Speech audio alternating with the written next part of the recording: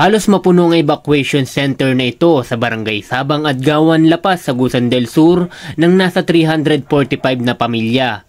Binaha kasi ang mga ito dulot ng sunod-sunod na pag-ulan nitong mga nakaraang linggo. Kaya naman, nitong nakaraang linggo ay sako-sakong relief goods ang pinamahagi ng kapulisan ng Police Regional Office 13 sa pangunguna ni Regional Director, Police Brigadier General Kirby Jan Brion Crap.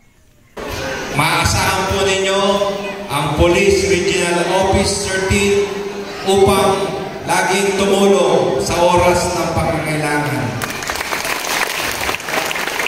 At kasama po natin dito ang Agusan del Sur Police Provincial Office. Sa nagtapos na relief operation ay naging lubos ang pasasalamat ng mga bakwit maging ng mga barangay officials ng Barangay Sabang at Gawan sa pagpupursigi ng ating kapulisan na makapag-abot ng tulong.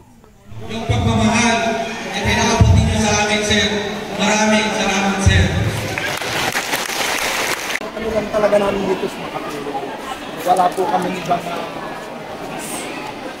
gusto mangyayari dito. Hindi maramdaman po ng ating mamamayan, lalo-lalo na ang apektuhan ng police. Ang kanila pong Philippine National Police at particularly po ang Police of the tumutulong po.